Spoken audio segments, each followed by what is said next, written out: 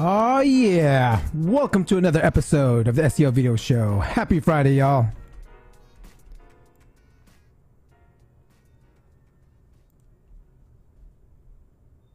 Let me get this ready here. Oh yeah. Alright guys, today's gonna be a great episode. We're gonna talk about how to use people also ask data and some zero search volume keywords with our special guest today, Mark Williams Cook.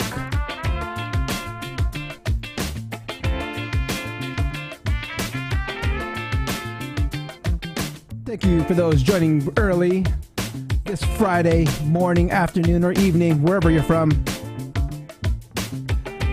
Camille Martin, hello.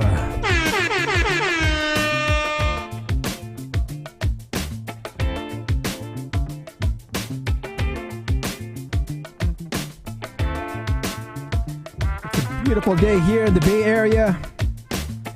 Loving it.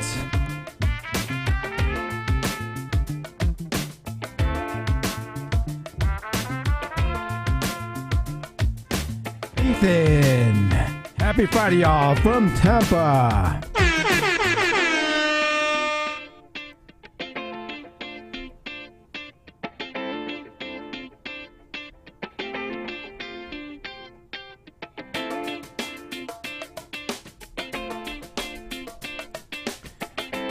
All right, guys. Today's topics, we'll be talking about how to use people also ask data with the founder of AlsoAsk.com, Mark Williams Cook. We're also going to talk about zero search volume keywords, a topic I love talking about because so many people just stay away from zero search volume keywords. I don't know why, man. Let's see what Mark can talk about today on his opinion on zero search volume keywords.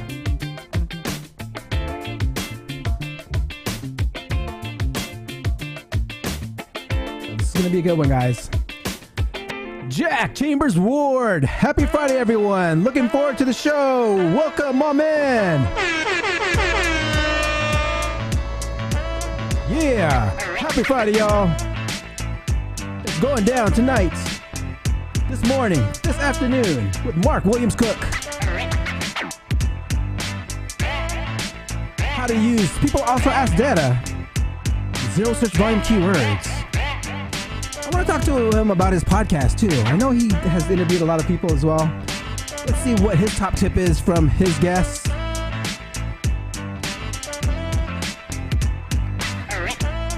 Let's see. Let me make sure I ping Mark to make sure he's okay.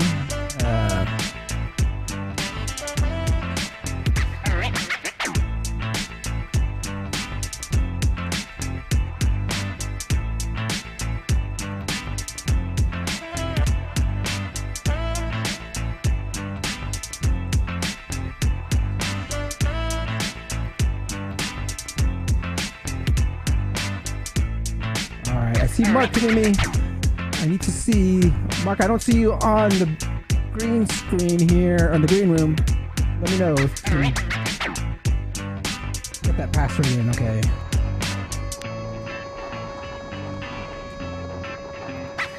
All right, guys. Oh, there we go. I see Mark. My man. Welcome, welcome, welcome. All right. Can you hear me? Okay.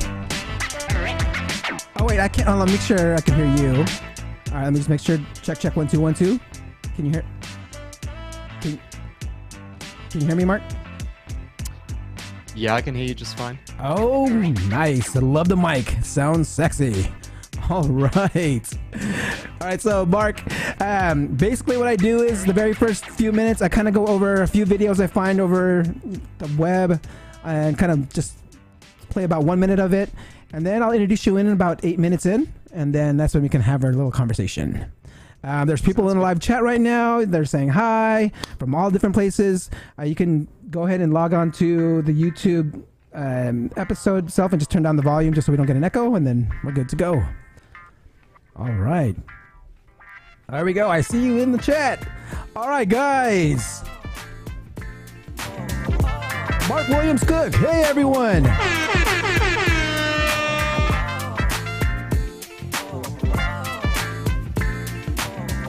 Dana, what's up, my man?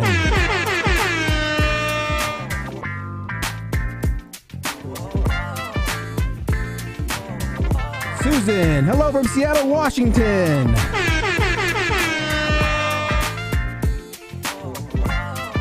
Ethan says, hey, Mark, big fan of Also Ask.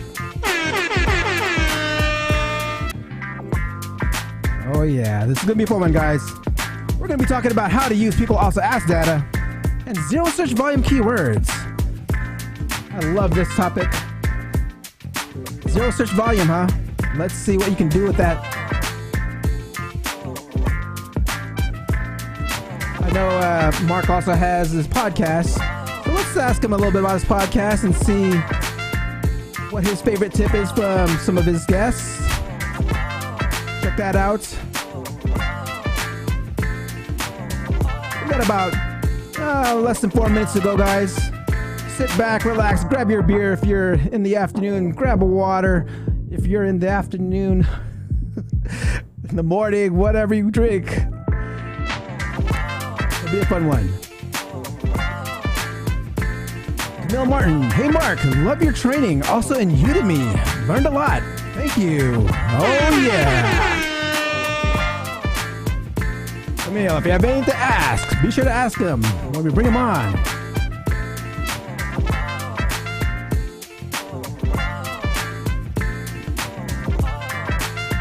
Let's see who else is in the chat. Kws, what's up from Denver, Colorado?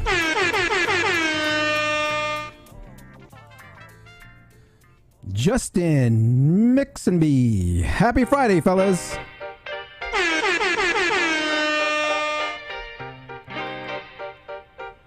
Hi, Mark and Dre from Marcus. Hello, Marcus.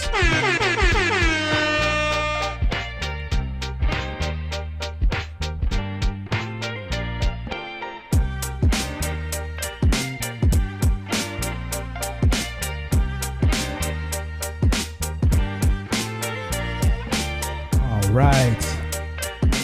We got to make sure we get our video SEO in. How to use People Also Ask data. Zero search volume keywords. Other topics of today with the founder of AlsoAsk.com, Mark Williams Cook, and one of the directors of Candor.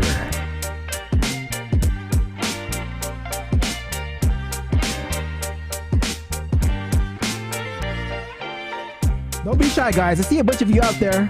Say hi in the live chat. Where you're from.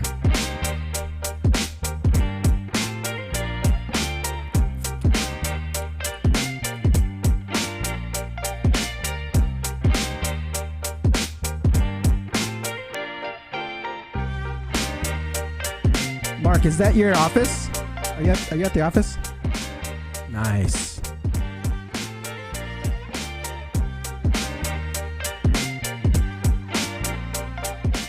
Now, is that plant real or fake? What do you think? I don't know. When it comes to like studio production, it has to be fake.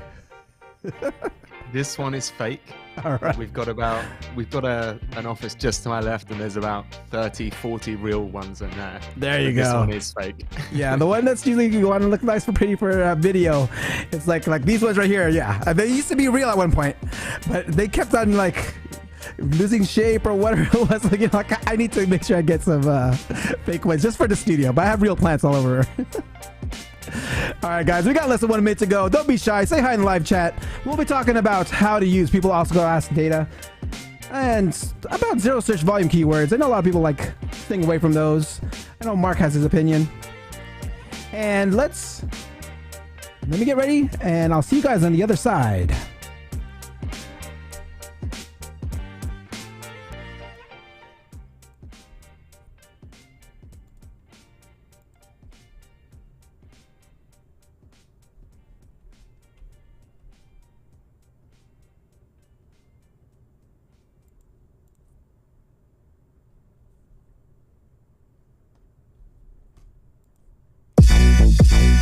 Yeah, hey, Time to get it started, no delay, let's work.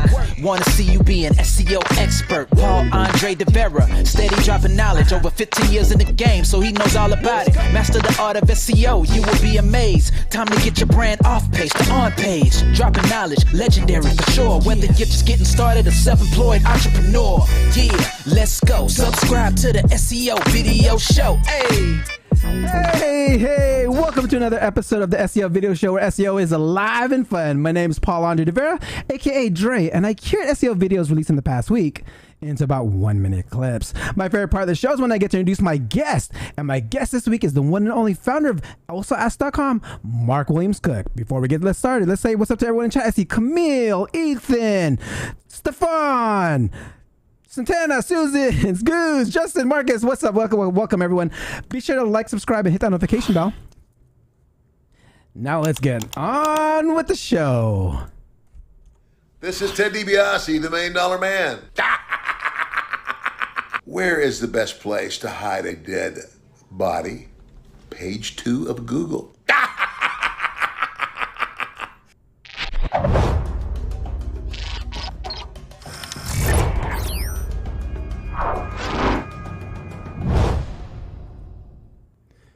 Google announced this week that you should be able to verify your website on Google Search Console using DNS CNAME records. For more info, check out the link below. Okay, Penn tells us what data you should consider when you're writing content planning when using Bing. Let's check it out. When you look at the results between Bing and Google, they are different. And as Katie said, you can see this in the Trust Insights newsletter from this week. We can talk a bit about them here. When I sort the spreadsheet by clicks from Google Search Console, these are sort of the list of terms. And what's interesting is that every term that's in the Google column is also in the Bing column. We may not be getting clicks from Bing on them, but Bing does know about them. If I do the reverse and I search for Bing clicks, look at how many blank spots there are in Google, right? Now, some of these are things like, specific to fresh content. So what's interesting is that Bing seems to report back fresher content. So we put up our LGBTQ hate crimes data blog post this year. We put it up just before Pride Month every year. Google has no knowledge of those search terms when it comes to our site. So we're not showing up in Google Foot, but we are, and we're actually getting clicks for it in Bing. And again, that's really, really fresh content. It goes to what is in Bing's webmaster guidelines. They like fresh content. They like new stuff. I can say this is also the same in PPC. If you import your Google campaigns into Bing, you'll actually notice that you get more clicks on certain keywords that you don't get on Google. Interesting stuff. So be sure to analyze both data to uncover some gold nuggets. Okay, how to use Medium for content marketing and SEO with Ross Simmonds. Let's check it out. There's a feature within Medium that allows you to ensure that your link that you are uploading from medium.com isn't viewed as the original source. So that is the first step that you need to take on medium.com. The second thing is a bit of a mental shift. A lot of people view medium.com as a place that they have to publish their blog. If that is what you are doing and Medium is the only place in which you're publishing your blog content, that's a mistake. You want to do that on your own website so you can get all that traffic over there. But what you want to view Medium as is similar to the way you would view a guest blog post. You want to view Medium as a way to get your content that already exists on your website in front of an audience that is already captivated. So you can publish that content into publications that exist on Medium that already have an audience above and beyond the audience that you have built yourself. I use Medium.com as a source of authority backlinks as well. I mean, I would scrape for expired Medium profiles, re-register them, and add content to them, and something similar to what an expired domain strategy is. So be sure to try and play with stuff on Medium. Okay, our friends at SEO Fight Club did a study on Google versus AI content. Let's check out what they found. So, we know that AI content is predictable. It has to be. It's not likely to be detecting it anytime soon. That's my opinion, because again, I don't see it being a problem, and Google's not seeing it being a problem because they're ranking, this stuff. And generally speaking, most of the AI content, even the stuff that I use, I modify or I focus it a bit so that it is better tuned than just what the default is. And, if they do begin detecting content that's written by AI, it's very easy to beat. This doesn't say that these two particular GPT-2 and the GPT-3 detectors that I used here are what Google's using, but it's the same idea. You're trained on a model, you look to see how closely the output conforms to what the model, would predict. So you just have to do things that the model wouldn't. And there's a threshold at which Google says, oh, yeah, that's good. This one, if it's above a certain score, it's bad. If it's below a certain score, it's good. That's all we have to do is just modify it a little bit. And it doesn't take a lot of energy to do it. The adverb strategy they talk about in the episode is pretty interesting. So be sure to watch the entire episode on the video and what they put together for that study. The critical takeaway there is modifying AI content slightly, if you use it, will get you ranking. Okay. Marie Haynes tells us about how Google's pros and cons of search annotations are generated. Let's check this one out. You'll get this list of search results, and you'll see the normal title tag, or maybe Google has rewritten your title tag. You'll see the normal search snippet that we're used to seeing. And then for many of the results, you're going to see pros and cons. Now, one of the examples that was shown to me on Twitter was a site called gentlemanranters.com. And it says pros and cons: smooth and tasty bourbon, great flavor profile, reasonable price point. So where does Google get this information from? N-grams are basically collections of words or phrases that are taken from a page, and they can be used to predict the next word in a sentence. And what they do is they take the previous words in an N-gram, and they compute the probability of each word happening given these previous words. And then that probability can be used to predict the next word in the sequence. So let me give you an example. If I had a sentence that says, I like to eat pizza, there's a model, a bigram model, so that means you're looking at 2 n-grams, that would compute the probability of the word eat, given that the first phrase was I like to. And then a trigram model, using 3 words or phrases, could compute the probability of the next word being pizza. And so natural language processing can be used to determine what is likely this phrase talking about. How is it likely to end? If you're not using n-grams in your keyword research, you are missing out. I mean, I use n-grams to identify keywords in sales transcripts, dumps, and also help add like certain keywords and negative keywords in PPC. Okay, this brings me to my favorite part of the show. Please don't forget to ask questions, and I'll ask them in the order that they receive. Now let's introduce our guest.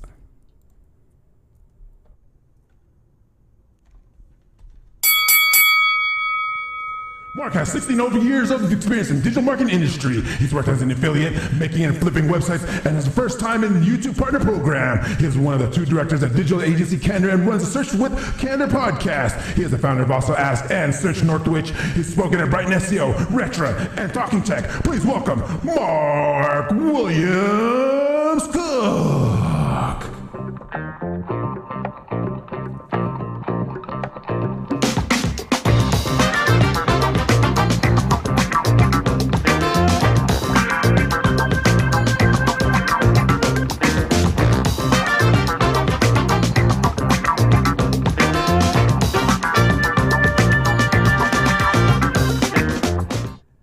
Mark, my man, welcome to the show. Thank you. Very pleased to be here. That's definitely one of the most impressive intros I've ever had.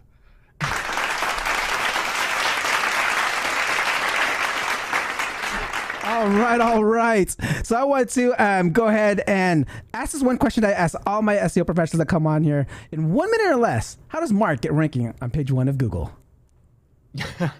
Yeah, that's a great question. I mean, pick easy keywords would be my first answer. But seriously though, right? I think in the short term, setting realistic goals, starting with kind of long tail stuff is a good place to start. Medium term, making sure you've got a plan for your content structure. And by that, I mean that it's sustainable so it can grow to your plan. You're not going to cannibalize your own site. And long term, don't get cold feet. And it is still links that make the rankings grow. No matter what I've seen over the years, links are still the thing that are moving the needle. Love it. First knowledge bomb of today. Okay, you know what? Let me rewind this real quick. Take us way back into time, Mark. When did you first get into SEO? So I would say I got into SEO probably when I was around about 18 or 19. So I'm 39 now. I started making websites when I was around 14. So this is in the kind of days of HTML. CSS wasn't even a thing then, let alone stuff like WordPress. So this was very much your internet service provider gave you 10 megabytes of web space, which was plenty of room to build your site. So I started making sites, and it was around about when I was 17, 18 with a friend of mine. We made a website because we wanted more good local music gigs where we lived. So we wanted more bands to come and play. And we built a site to make us look a bit more legitimate and organize it and talk to the venues and get bands down. And this got upgraded to what was called PHP Nuke at the time, which was kind of like a dynamic website system we could use. And I had the idea for all the local bands in the area, I would offer them a free forum on our website, because forums back then were actually kind of hard to set up. You needed quite a lot of technical knowledge, or you needed to pay. So the idea was they all had their own little free websites, and they could just link to a centralized place where their kind of fans could go and talk, and they could organize gigs. So without realizing it, I was building links from all of these relevant music websites to my site, which had a centralized forum, and it built a community. And one of my friends showed me I could put an Amazon affiliate store as a module on this PHP Nuke, which basically meant you could buy anything from Amazon from the site, right? So I was telling people, hey, if you want to support us, if you shop on Amazon, do it through our website. And people were kind enough to do that. And then one day I started making like 50, 60, 70, 80 pounds a day on this Amazon store. And in the Amazon report, it was because I was just selling 1 or 2 DVD players every single day, this one particular model. And I was kind of like, how is this happening? And I used, at the time, AW Stats to work out where the traffic was coming from. And it was coming from Google. Yeah, and it was coming from Google. And it was basically because somehow, because Google certainly wasn't as good as it was or good as it is now, I was ranking #1 in Google for this DVD player model, and people were going to essentially my affiliate page on Amazon and started buying it. So that was the beginning of the journey of, oh, that's really interesting. I need to work out how Google's deciding that I should be #1 for this. So that was like when SEO became a thing for me. Love it. Love it. We have Brian over here talking about PHP Nuke. Yeah, you're taking it way back, way back. I mean, when you're making websites and you said you talk about HTML, I mean, were you using like, I think back in days there was what, Adobe Page Mill, or were you just using like a notepad, or what were you using to build your sites? I think it was a combination of Microsoft Front Page, Notepad, and Dreamweaver. There we go. Yeah. All right. You took us way back there. Okay, I wanted to go into like, okay, so how'd you actually learn SEO then? Because you saw that it was coming in, it was bringing you all that traffic, and how'd you actually learn SEO then? Yeah, that's interesting, because there wasn't so many resources. There certainly weren't really courses or anything that existed then. So everything was self-taught. And because I'd been building websites a while, I ended up on a couple of forums at the time. So Digital Point was one, Site Point was another, where I was just getting in conversations with other webmasters, and everyone was figuring it out together about, okay, what do we do? Oh, links seem to work, and let's exchange links, all that kind of really basic stuff. But I'd say most of my learning came from just building my own websites. So one of the first sites I built was a video website, and by that I mean, YouTube existed, but nobody really knew about it. It was competing with Google Video, and people would go to like eBaum's World for entertainment. So it was a legitimate purpose to have a website that just curated like funny videos. So I built sites like that. I started building affiliate websites. I built sports communities websites. I had some adult websites, viral news websites, resources sites, and it was just through the experimentation of everything I was hearing and applying it that I was learning as I was doing. And because these were all my sites, they cost very little, next to nothing to set up. It didn't matter if I failed. And there wasn't that much information in existence in the community to learn. Nowadays you've got huge websites and video courses and thousands of hours of content, shows like this, podcasts to listen to. So it didn't actually take that long to kind of hoover up what was around. But it was certainly those two main forums, and just literally building my own websites, my own projects, and testing, experimenting, see what was working. And again, it was different to how it was now, because Google definitely had a lot more surface area that you could exploit in that a thing would work, and all you had to do was turn the volume up on that thing, and it really worked. Yeah. All right. So, I mean, you told us your resources. I mean, was there anyone that you actually followed? I mean, like back then, I know there wasn't that many again out there, but I mean, was there any particular person that you were following? Yeah. So, online, there was a particular blog called Blue Hat SEO, run by a guy called Eli, who was super interesting because he sort of specialized in breaking things, which I found really interesting. And it's part of the reason I found SEO interesting, which is that it's kind of like a game in that there are rules, there are people playing the same game. But the thing I found really interesting is that the actual mechanics of the game and all the detail of the rules aren't public knowledge. So when you start breaking things, then you start understanding where the limits of those rules are, and you get a better idea of what the kind of shape of the field is. And Eli was really good at that. There was another chap called John Warras, who was an affiliate marketer, who I used to speak with a lot, and I followed him. The original team at what used to be called SEO Moz, there was kind of a core team of 4 or 5 people there. And then outside of that, some of the people I really looked up to in the industry, Rob Kerry, who founded IEMA, it's an agency here in the UK, Dixon Jones from Majestic, Carl Hendy, Will and Tom Critchlow from Distilled. Again, they've kind of gone off and done different things now, but all of those people were superb at researching, publishing what they're finding, sharing it with the community, and doing it in a really accessible, like methodical way. Love it. I love following those people as well. I want to go into now. Take us to the journey. Like, take us into how Candor was developed, and also Ask. What came first? Was it Candor or also Ask? Yeah, so Candor was first. Okay, let's talk. So Candor's been Candor's our agency. We've got 23 people now, not including the dogs. And we're a specialist digital marketing agency. And we were founded on the principle, essentially, so it's owned by myself and my business partner, John, because we've both worked at agencies for about 16, 17 years.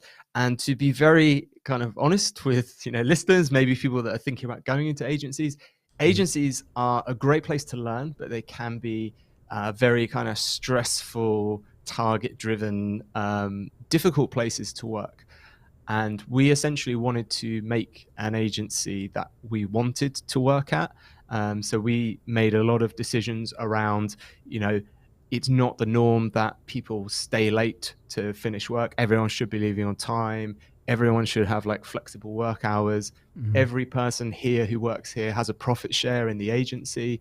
So we really wanted to create an environment where people weren't working to impossible targets as well, because over-promising is a thing I've found in my experience agencies will often do to clients.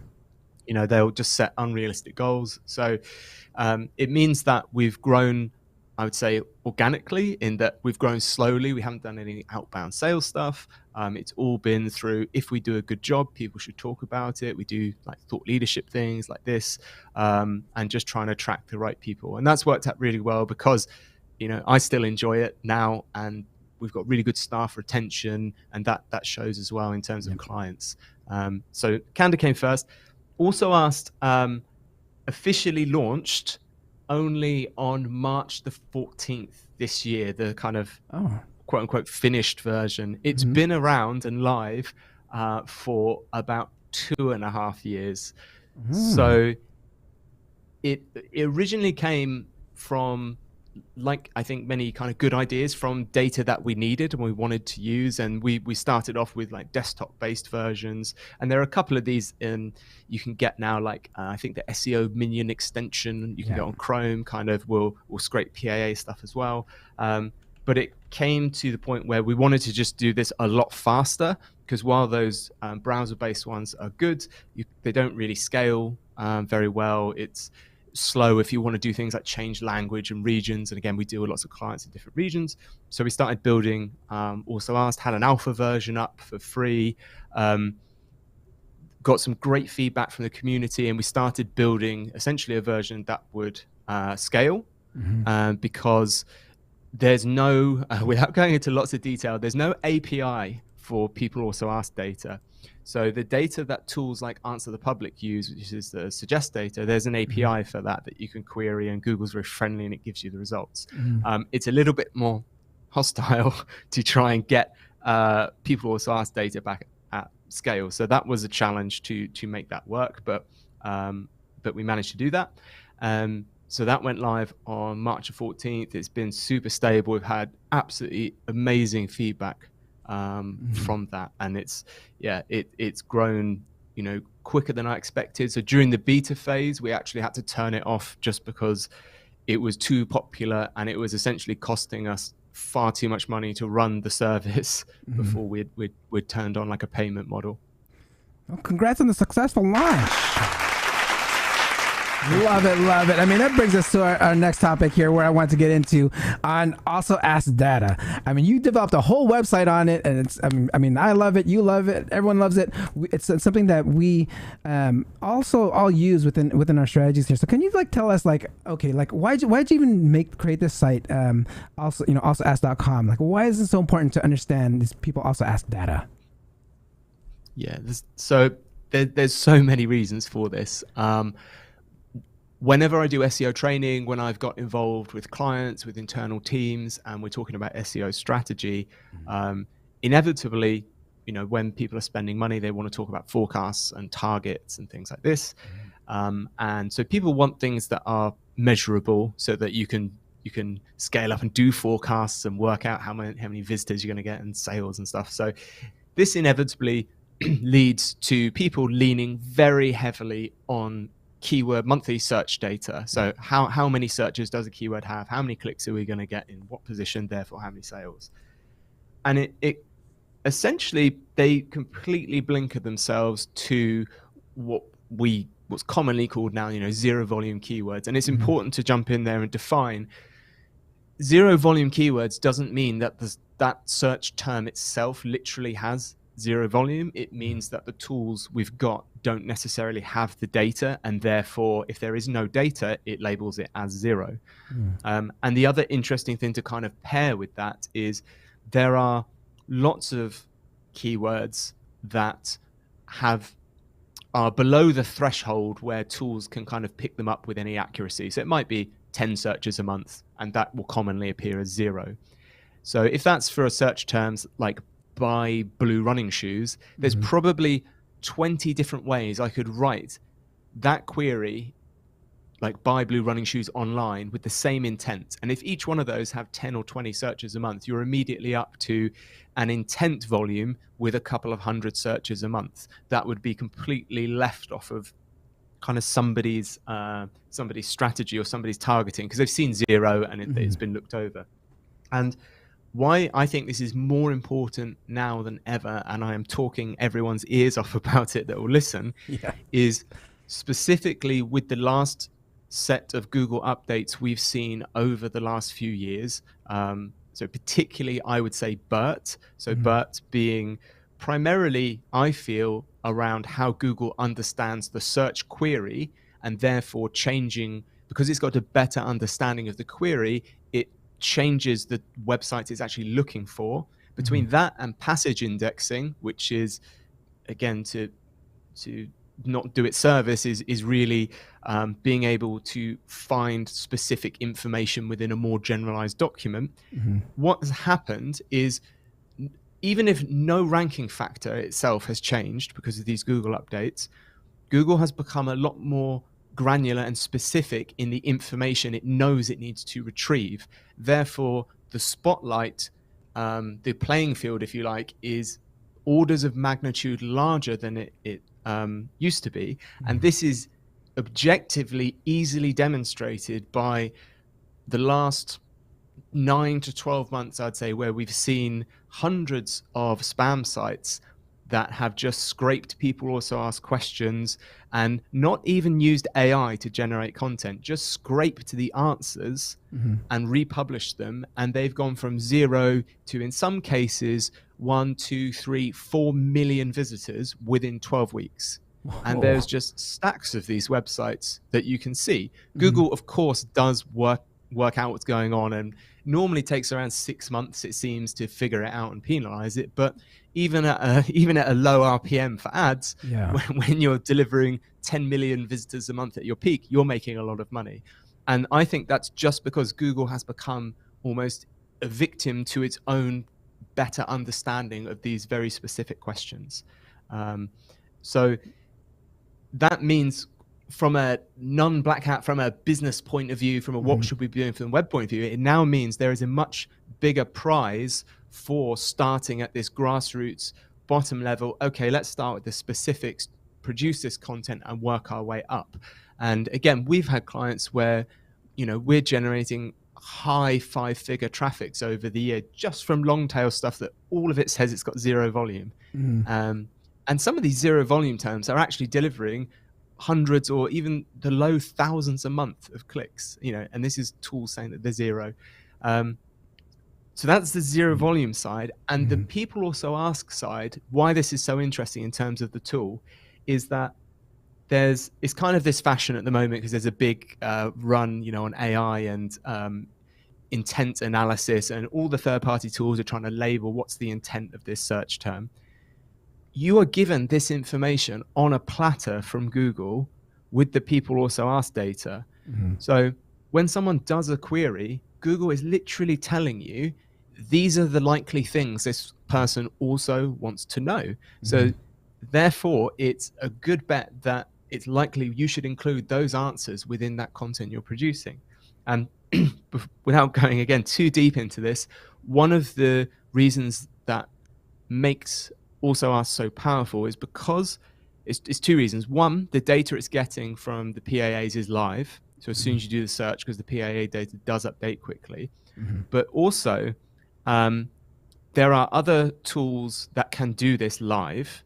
And what they will do is they will do the query. They will scrape the 2, 3, 4 People Also Ask questions. And then to get the next level of questions, what they will do is they will Google those questions themselves to generate more answers. You get different results when you do that to if you actually click on the results, which is what Also Ask does. And why I believe that's incredibly important is it's giving you a different fingerprint of intent, because if you started your query at a different route, you are at a different stage there, and Google has got all these different models and tracks you could be going down. So if you start at this question, this is where your kind of starting point of knowledge is. Therefore, this is how the questions branch out. If you start 2 branches deep, you're at a different stage in the journey. So there are different questions. Apart from that, there are other, obviously, ways to get People Also Ask data, which we obviously used before we made Also Ask. And the reason we made Also Ask is most of the other tools that will give you the data, so the really big players, or there's some specific ones like searchresponse.io, how they work is they actually have a pre-scraped database of People Also Ask data. And when you query their database, they will return questions based on a keyword match, which is different, again, to the questions Google's returning, which is based on intent. So it's not even just the questions that I think so valuable from this data. It's you are getting Google to look in a mirror around, this is what this searcher wants. So it's very, very powerful when it comes to building content briefs and planning what you need to answer. Damn! Man, that was a lot there, Mark. Guys, you got to rewatch that and get all those knowledge bombs out of that one. Let me drop one for you. Okay. I wanted to go, so I wanted to go into more about, on about your people also ask stuff, you actually talk about even on your website, he goes, you can like actually write better PPC ads. Like how can these people also ask questions, data help you write better PPC ads? Yeah, so the interesting thing again about people also ask data is I think you're not doing it service if you just think about it from an SEO point of view. So I even talk to, product owners about people also ask data, people that are in charge of brand, because PPC, is performance marketing. Normally we're talking bottom of the funnel stuff. We want things that convert. So if you start typing in your brand into Auto Ask, if you type in your products, your competitors' products, you're going to get the burning questions and the fears that are on the tip of people's tongues. So which competitors are they considering when they're thinking about your type of service, or what are the bad things they've heard about your brand that people are Googling? I've seen brands where the direct people also ask questions of things like, is X brand legit or is it a scam? And it's like, you've got a problem there that you need to address in your ads, in your copy, to counter, give a counter objection to this. So it's really about, it's a great in-depth way to dive into any area of your brand, your service, your products, whatever it is you're trying to get people to do, and find out what their questions and fears are so you can answer them in the ads or in the page copy. Oh, questions and fears, guys. Love that. And then I guess this kind of ties in because you said you can actually get more headline clicks within using people also ask data. Can you kind of dive in more on how you can get more clicks? Yeah, certainly. So again, it's just about trying to dig into the intent behind all of these searches. So take the brand thing for an example. If it's quite common when you look for people also ask data and you do a search on a brand, you will find a competitor within that straight away, and there'll be a specific question about the product, say comparing or prices or something. So literally, if you know they're the headline questions, I use them in the ads. So, okay, let's do, like the data shows, let's make a headline ad that's comparing us to a competitor, because we know that's what people are asking. Or, okay, this is the main worry people have about our product, so we're going to tackle that in the headline. So it's really just kind of doing what I said before, which is just pulling those things to the front and letting people know you're going to answer them. And that's, kind of igniting their intrigue. Excellent! Oh man, you just gave me some great ideas, because for the company I'm working with right now, I'm kind of restructuring our whole plan, and I'm gonna take that tip and take it home. Love that. All right, so I wanted to go into more.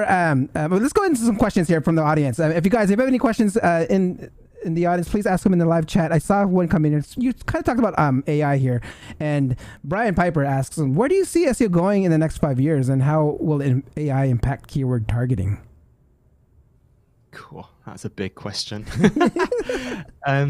So SEO going in the next 5 years, I think we are going to move away or further away from the model of ranking web pages. So doing a query and then having to do the legwork of you picking through which one of these pages might be relevant to your query, I think is kind of old now. It's almost like how I used to have to go and crawl around a library and find the right book for the query I put on the computer. Mm-hmm. What I think is going to happen there is, and we've seen it with like Google with their MUM technology, with their multimodal search, is going to be more your digital presence in, because I like to think of the website essentially as just a window into your kind of digital database of whatever it is, products, services, and the way that consumers interact with that database,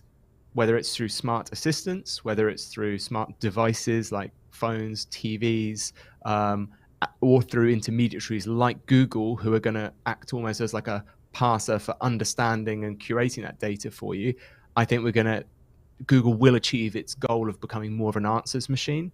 So I think becoming part of Google's knowledge graph is the sort of prisoner dilemma that we're in that, yes, it's not, if if everyone could agree not to do it, that would be probably more beneficial for everyone as a whole. But it's going to happen because it's the route of least friction for the user. And if you look at basically anything in history, the thing that wins out is the way to achieve the goal with the least possible amount of effort. So I think that's going to change how we do SEO, in that it will be more digital footprint optimization and more getting well understood and respected in the knowledge graph than having an optimized web page. And how AI will impact keyword targeting, it kind of already is, in that Google's already unveiled its plans about how it wants to stitch together different sources of knowledge to answer one query. So I think the example they gave was, if you've hiked one mountain and then you want to hike another mountain, it knows the kind of questions that you're going to ask. So again, as we've seen already, we used to 10 years ago have to make separate pages targeting separate key phrases.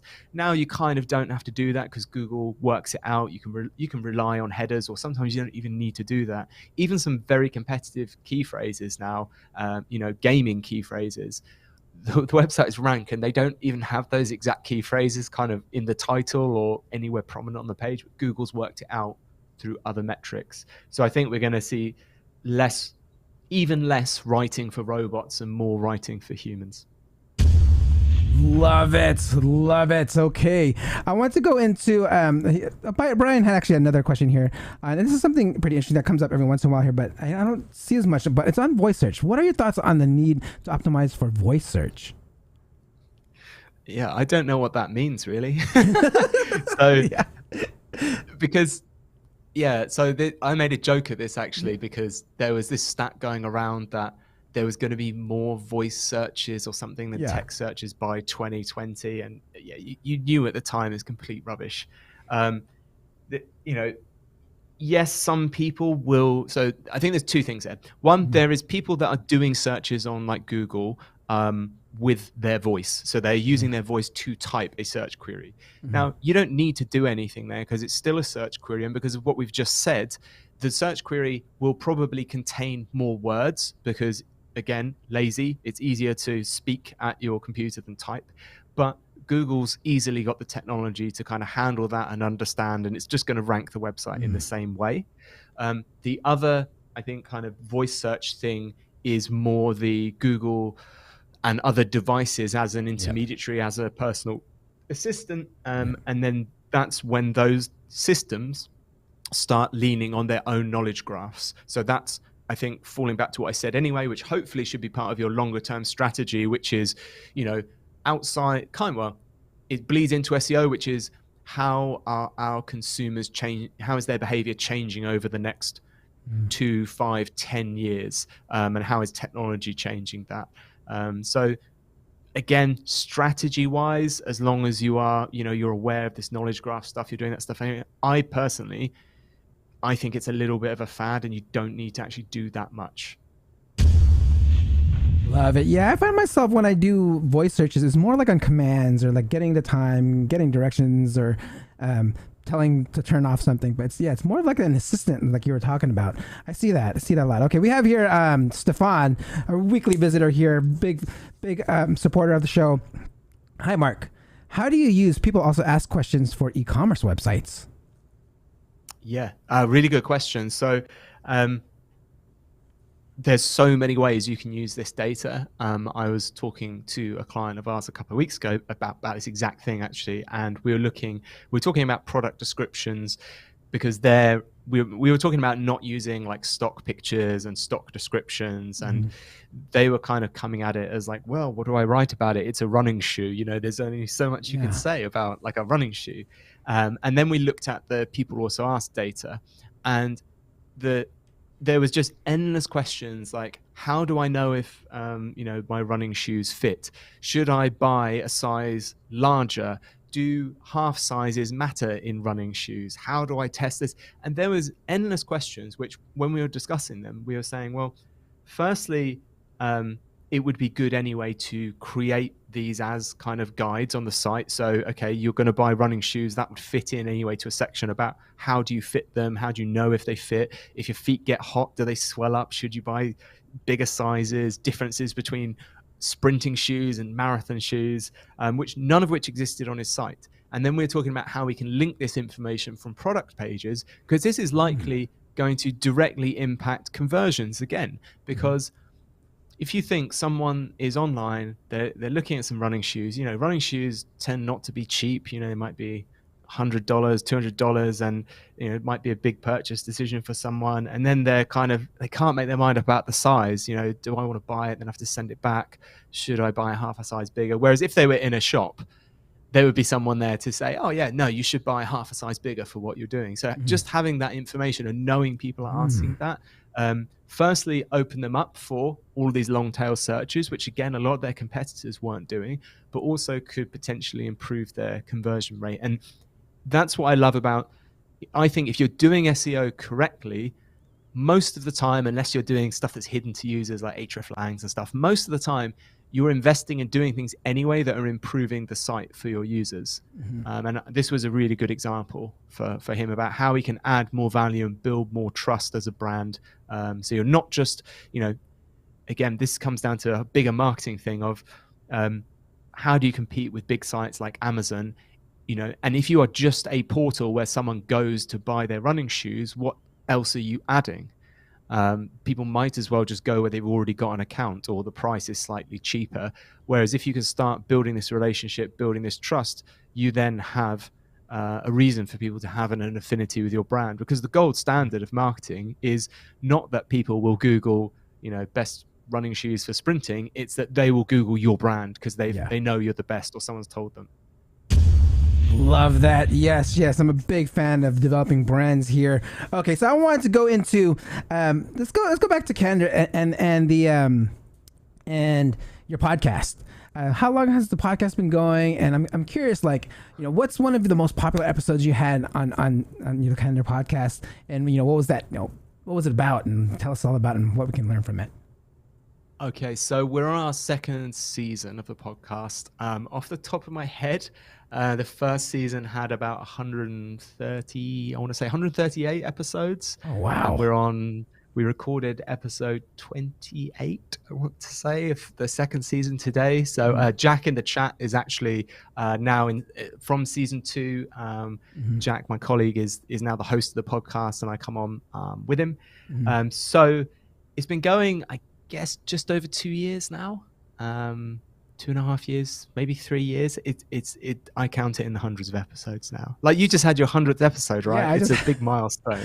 But that took me 2 years to do that. I mean, so are you doing 2 episodes a week? Like how often? No, it's one a week. So yeah, it must be almost 3 years now, I guess. Oh yeah. One of the most popular episodes I had was with a chap called Andrew Smith, who was a guest on the podcast, and he had worked at some big sites like Expedia.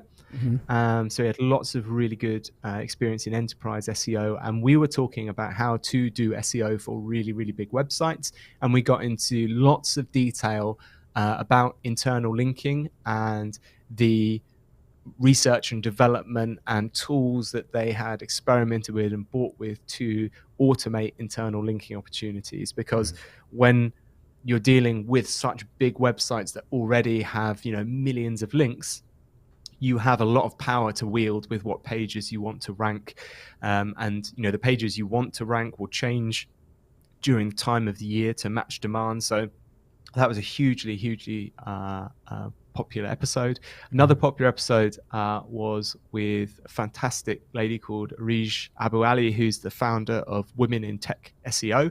So if there are any women listening to this show, it's a fantastic free community that supports each other, and they have like a mentor and mentee program where they match up experienced women in tech SEO with people that want to learn. And Arij just came and talked all about that and her kind of journey in SEO. And that went down really well and had really great response to that one as well. Love it. Okay, guys, I'm coming down to my last question here, guys. If you have any more questions, please put them in the live chat and I'll ask them as in the order that they were received. Okay, so this is a question I always ask all my professionals that come on here. If someone wants to get into become an SEO professional, what would your advice be to them?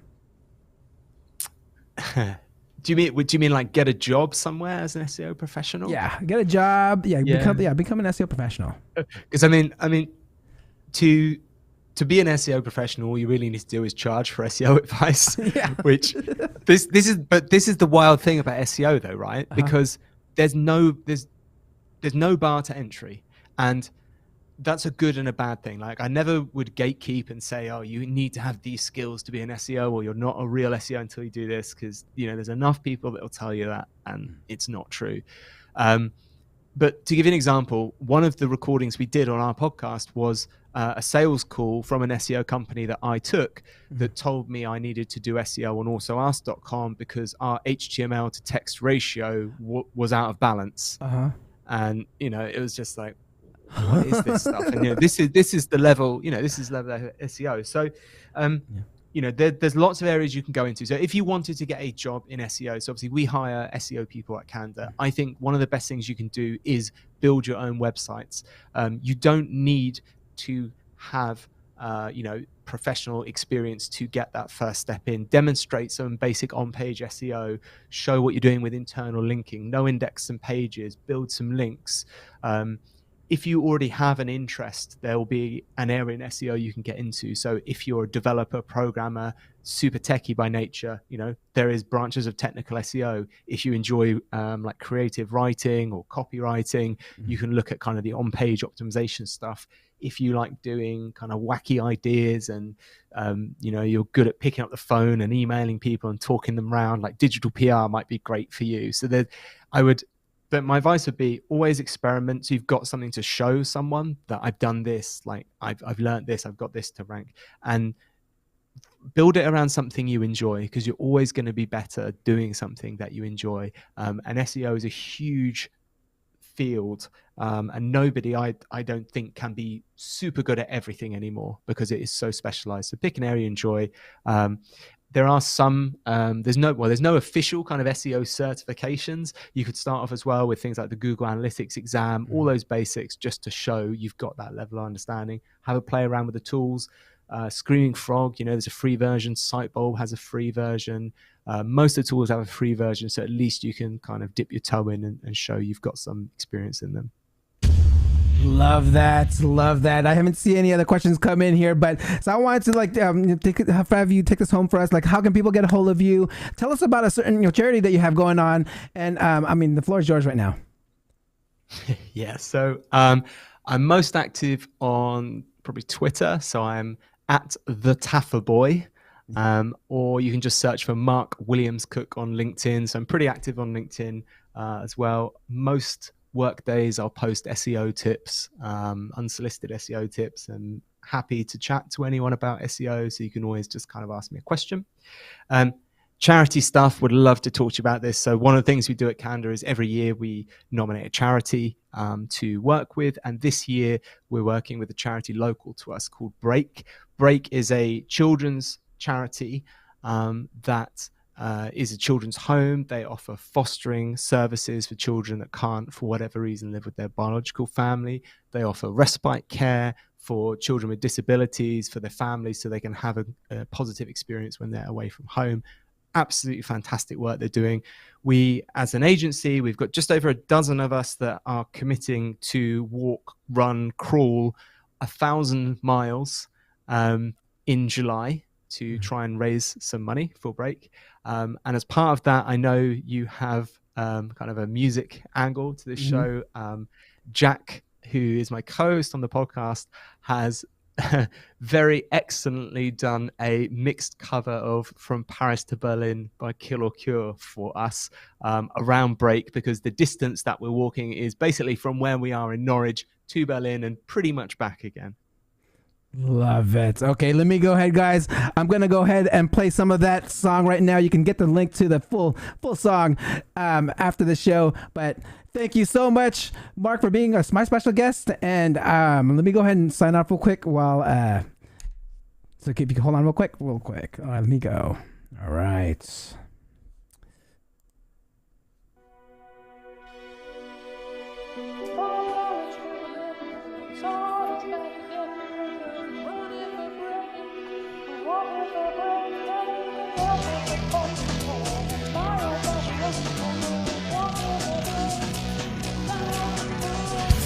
Norwich to Berlin and then sort of back again. Candor is walking for break. We're running for break and you can help with the fun. For all the miles that we run, Candor is walking for break. 1,000 miles for break. Getting up early, we've been eating our porridge. From Norwich to Berlin and Berlin back to Norwich. Websites are what we do best and we know we can't rest. Running miles and raising funds, well now that will be a test. From Norwich to Berlin and then sort of back again. Candor is walking for break. We're running for break and you can help with the fun. For all the miles that we run, Candor is walking for break. 1,000 miles for break. 1,000 pounds for break. 1,000 miles for break. 1,000 pounds for break.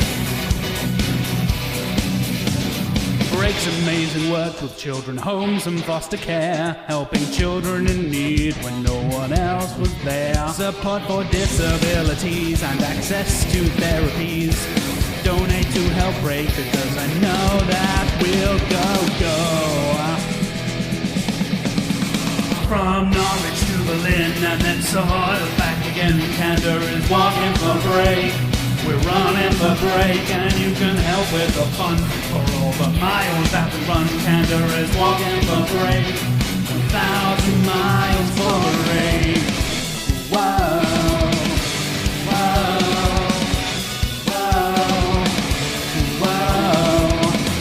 whoa, whoa,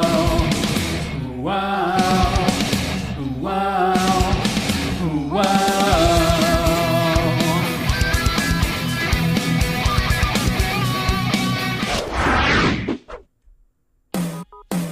Thank you for watching. Hope you come back next week. Make sure to subscribe. You don't want to miss a thing. Hope you learn something new because the vibe is incredible. From the special SEO Professionals SEO video show. Let's work. Want to see you be an SEO expert. Paul-Andre De Vera helping you step it up. No delay right now. Time to level up. Hey, thank you so much for watching. Make sure to subscribe. Woo!